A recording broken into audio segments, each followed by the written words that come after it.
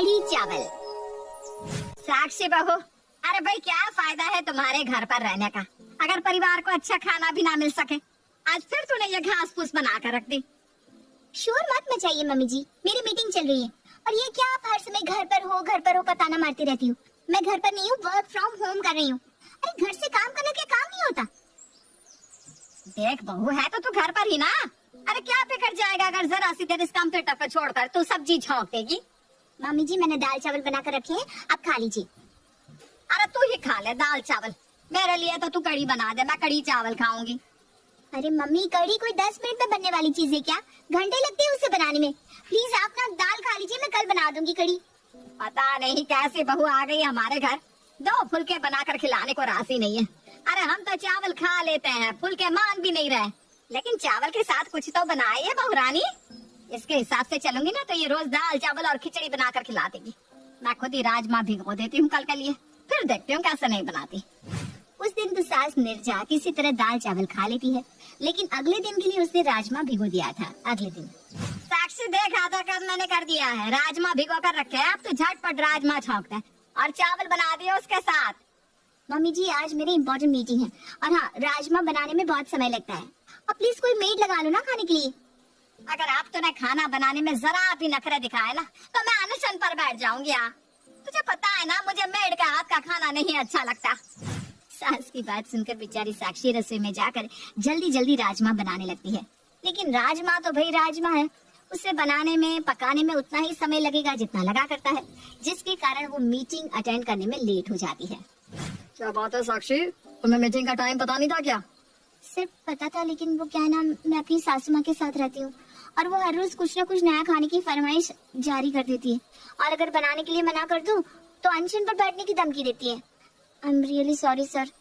ऐसा है साक्षी, अगर तुम्हें ऐसे ही काम करना है ना तो तुम ये नौकरी छोड़ दो और घर में एक रेस्टोरेंट खोल लो, या फिर अपनी सास के साथ मिलकर घर घर डब्बा पहुंचाने का काम शुरू कर दो। रोज नई नई डिश देकर तुम्हारी सास खुश हो जाएगी। तो मैं इस नौकरी की कोई जरूरत नहीं है। नहीं सर, सर प्लीज, मैं सच में शर्मिंदा हूँ, आगे से मैं ध्यान रखूंगी। देखो साक्षी, अमेरिकन क्लाइंट कॉल पर था और तुमने कॉल ही अटेंड नहीं किया। इतनी लापरवाही मैं बर्दाश्त नहीं कर सकता। ये तुम्हारे लिए लास्ट वार्निंग है, अगर फिर से ऐसा हुआ ना तो तुम इस नौकरी से हाथ धो बैठोगी। बॉस से तगड़ी झाड़ खाने के बाद अब साक्षी का खून खौल रहा था।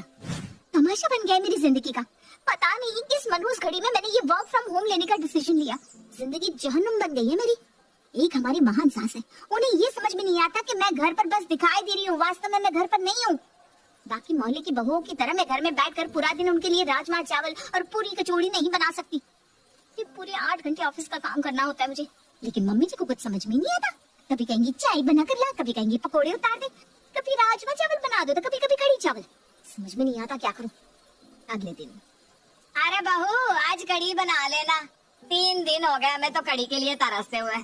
सच्चे हमें नहीं पता था बेटे की शादी करके हमारी ऐसी हालत होने वाली है कि अपनी पसंद का खाना भी नसीब ना होगा। अरे ऐसी बहू आई है घर में, कुछ भी बना कर खिलाने को कह दो तुरंत मुंह सड़ा लेती है। इससे तो अच्छा आदमी 2-4 हजार देकर मेड से बनवा कर खाना खा ले। साक्षी रसोई में खड़ी सासू माँ के प्रवचन का आनंद ले रही थी, तभी उसकी सहेली का फोन आता है। अरे भाई क्या चल रहा है? तू तो फोन ही नहीं करती आजकल। अरे यार क्या बताऊं क्या चल रहा है। मैं बस कोई ऐसा अलादीन का चिराग ढूंढ रही हूँ जिसको घिसने से ना कढ़ी राजमा छोले 15 मिनट के अंदर बनकर तैयार हो जाए, ताकि मुझे सास और बॉस दोनों की बातें सुनने से मुक्ति मिल जाए। अरे यार ऐसा क्या मांगती है तेरी सासू माँ खाने के लिए? हर तीसरे दिन उन्हें खाने में कढ़ी चाहिए होती है, और अगर कह दो कि कढ़ी बनाने का मेरे पास टाइम नहीं है तो कहेंगी छोले बना ले, राजमा बना ले, सांभर बना ले। कोई ऐसी सब्जी हमारे घर में बन ही नहीं सकती जो जल्दी बन जाए, और अगर उनसे पूछे बिना कुछ बना कर रख दो तो उन्हें खाना नहीं है वो। अच्छा तो ये बात है, इसका मतलब तेरी सासू माँ कढ़ी चावल की दीवानी है। तो सुन, तेरे पास ना एक आइडिया है। इस आइडिया से कढ़ी चावल फटाफट तैयार हो जाएंगी और तुझे ज्यादा मेहनत भी नहीं करनी पड़ेगी। सच्ची? अरे जल्दी से बताना। रक्षिया धीमी आवाज में साक्षी को कुछ बताने लगती है। अरे वाह यार, तूने क्या बढ़िया आइडिया दिया है, और जिस तरीके से मेरे ससुराल वालों की खाने की डिमांड है ना, वो ऐसे ही पूरी हो सकती है जैसे तूने बताया। अब मैं यही करने वाली हूँ। चल फोन रखती हूँ। कुछ देर बाद, मम्मी कढ़ी चावल बनाकर मैंने रसोई में रख दिए हैं, आप खा लेना। आज तो बिना झगड़ा किए ही तूने कढ़ी चावल बना लिए। नीरजा रसोई में जाकर देखती है कि बड़ों से भगोने में भरकर कढ़ी रखी हुई है। अरे वाह, इतनी सारी कढ़ी, आज तो मजा ही आ जाएगा। नीरजा अपने लिए थाली में खाना परोस लेती है और कढ़ी चावल की तारीफ करते करते पेट भर के खाना खा लेती है। साक्षी, तू भी खा ले, खाना नहीं खाएगी क्या? मैंने खा लिया मम्मी जी, मैं खाना अपने रूम में लेकर गई थी। अगर तूने भी खा लिया है तो फिर कढ़ी तो बहुत बच गई है। तो ऐसा कर, रात को कुछ मत बनाना बहू, ये सारी कढ़ी रखी हुई है, रात में वही खा लेंगे। ठीक है मम्मी जी। अगले दिन सुबह भी नीरजा रात की कढ़ी खाकर ही काम चला लेती है, लेकिन कढ़ी इतनी ज्यादा थी कि वो अभी भी खत्म नहीं हुई थी। मम्मी जी, अब इस कढ़ी को फेंक कर शाम के लिए दाल बना दूं? अरे नहीं नहीं नहीं, इतनी बढ़िया कढ़ी बनी है। और कढ़ी ना कभी बासी नहीं होती, कढ़ी को तो जितना बासी करके खाओ ना उतना ही स्वाद आता है उसमें। तो ऐसा कर, अपने लिए तुम लोगों को जो बनाना है बना लो, मेरे लिए तो तू कढ़ी रख दे, मैं कढ़ी से ही रोटी खा लूंगी। ठीक है मम्मी जी। अगले दिन सुबह, अच्छा बहू, तुझे रोज रोज मेरे लिए कढ़ी बनाने में दिक्कत होती है ना, तो ऐसा कर, ऐसे ही इकट्ठी कढ़ी बना कर रख दिया कर, 2-3 दिन मेरा काम उसी से चल जाया करेगा। अब तो फिर कढ़ी बना देना, और हाँ, कढ़ी में ना पकोड़े भी डाल देना, पिछली बार तेरी कढ़ी में पकोड़े नहीं थे ना। ठीक है मम्मी जी, मैं आज फिर बना दूंगी।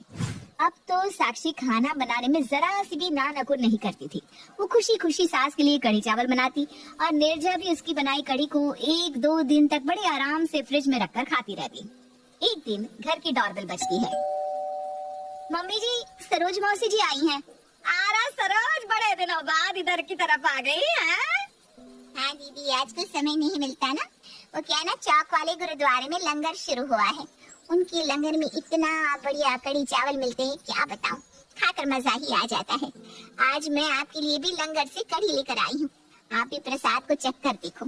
आपको तो कढ़ी वैसे भी बहुत पसंद है ना? हाँ, बात तो तेरी सही है, कढ़ी मुझे बहुत पसंद है, लेकिन तूने अभी मेरे बहू के हाथ की कढ़ी नहीं खाई। अरे इतनी बढ़िया कढ़ी बनाती है ना मेरी बहू कि बस खाने वाला अपनी उंगली चाटता रह जाए।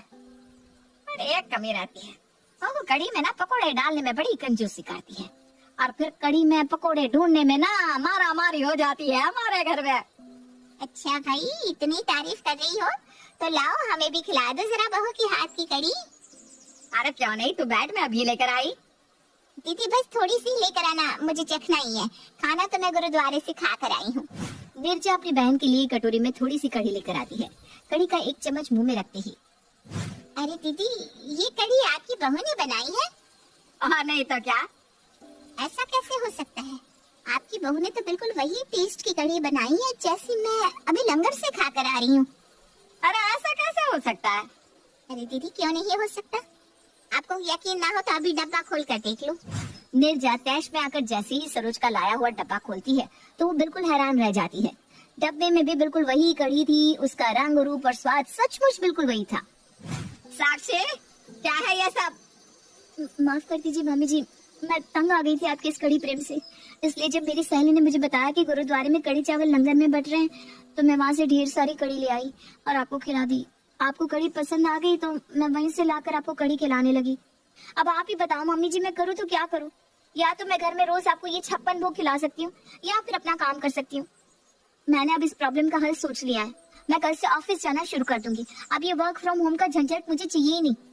अरे भाई, तू ऑफिस चली जाएगी तो मेरे खाने का क्या होगा? वो सब कुछ मुझे नहीं पता मम्मी जी, आप मेड लगाकर उसके हाथ का खाना। अरे बहू, नहीं नहीं नहीं नहीं, तू ऐसा कर, जैसा चल रहा था ना चुपचाप ऐसे ही चलने दे। मुझे लंगर वाली कढ़ी खाने में कोई दिक्कत नहीं है, बस तू ऑफिस मत जाना। मुझे ना अब तेरे हाथ के खाने की आदत हो गई है बहू। और अंत में कढ़ी चावल का मुद्दा हमेशा के लिए हल हो जाता है।